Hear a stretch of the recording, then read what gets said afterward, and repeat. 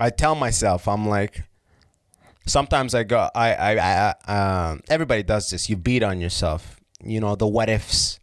I go, man, what if I didn't do engineering, just went straight into comedy when I was 17? I'd be 12 years in right now. I'd be killing it. You know, all those what if scenarios that like are essentially useless to think about. As I get older, though, I realize the benefit of having done engineering and corporate. Yeah. It wasn't there at the big when I was like, fuck this, I'm out. Let me do this art stuff. But now I realize the benefit of it. Because like I listened to a little bit of Kanye West on Rogan, and he was like, yo, contracts in the music industry are made to rape artists. And coincidentally, I'm in Value Village on the weekend when I was in London, and I was just looking see this part here of the studio, this gap between the Immigrant Section logo and the Dragon Ball Z poster. I'm trying to find something for that. It's been like fucking months, and I'm like, God, I'm a obsessive compulsive, so I'm like, I gotta fill that shit in. So whenever I get a chance, I go to Value Villages and just check out the art shit and just see if I find something that vibes well with it. You know, just like it's kind of like a little bit of a treasure hunt. Like if I don't need anything, I don't buy anything. But this time in the London Value Village, their art section right next to books. So I'm looking through the book section, and they have a book called Everything You Need to Know About the Music Industry. So I pick it up. I'm like, it's cool. It's like $5 or whatever. And that's kind of that's what I'm reading right now. And this book, keep in mind, it's dated. It's like the 6th edition. They kept updating it. But I think the most recent edition is 2006. So it only really captures a little bit of the internet age. And obviously, it has shifted entirely now. Nobody's buying anything. It's all totally digital, like streams. So it's not the most accurate in that sense. But what's really interesting to see is just how much of everything in this industry is built for artists. They assume artists are stupid.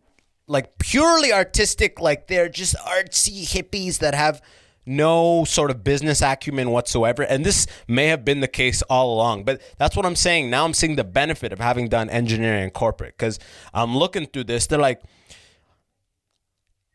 chapter 1's called Assembling Your Crew. And it's like, you need a personal manager. You need a business manager. You need an attorney. You need this. You need that. They all take 10%. They all take 15%. This guy gets 5%. It's like, holy shit. This is the whole art, like artists, at least for the music industry, because thank God this comedy industry is, at least nowadays, is a lot more direct to consumer. But for artists, it is almost the same vibe as literally like plantation slavery.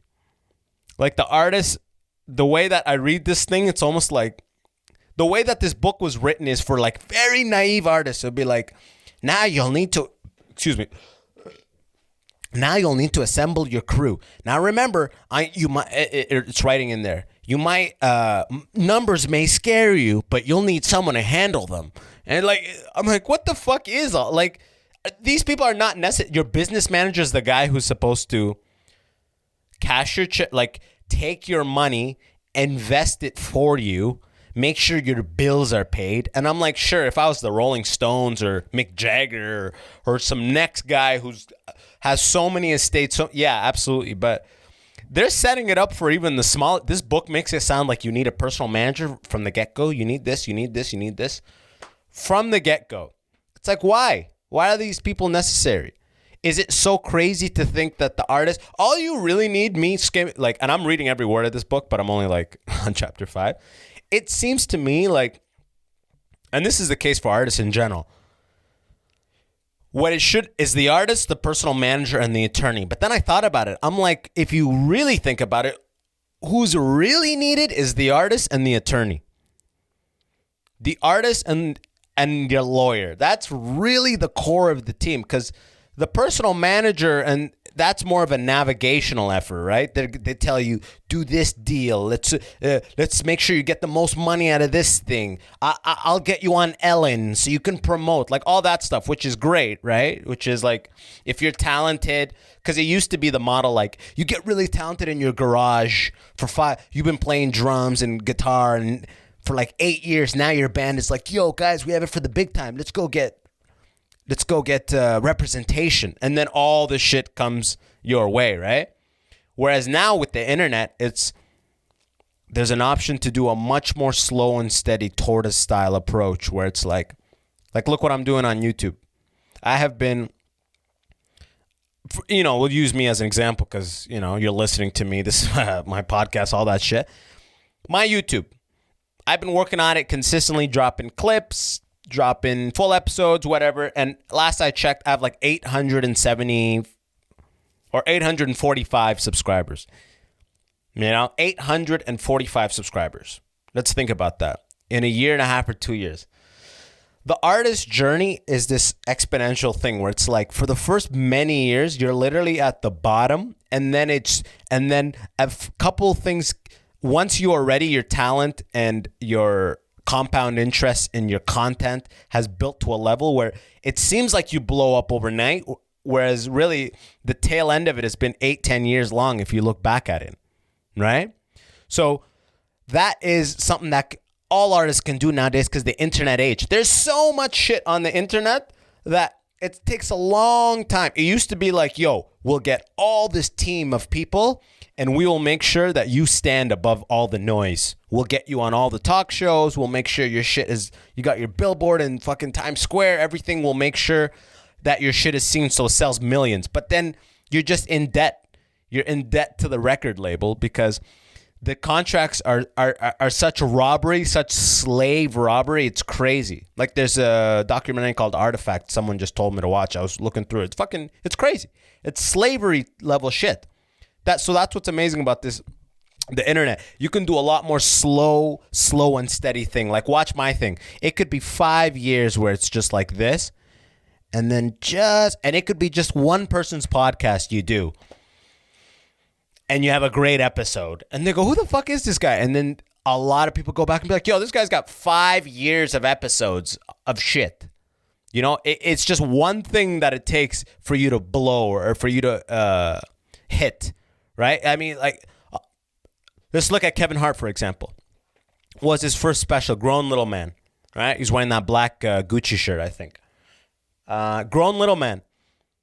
A lot of people think that was his overnight like success, like he made it after.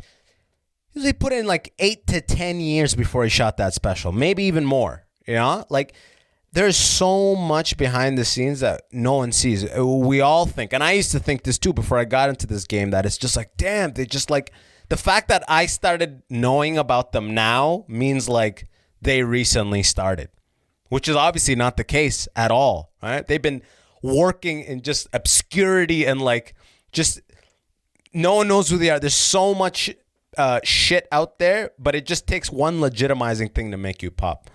And I wonder what it's gonna be. And I'm so happy reading this book. I'm so happy that I could avoid all this shit. Because if you think about it, all you really need is the lawyer. Because take, for example, any contract, anything you want to do with any corporation, anything.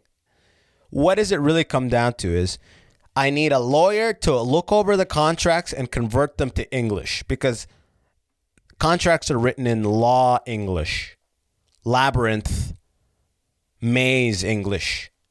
It's almost written in a way to be obscure so their legal team can get away with some shit in there. You need a good lawyer to really like fine-tooth comb, look through this thing and tell you, give it to me in plain English what they're telling me that the agreement is.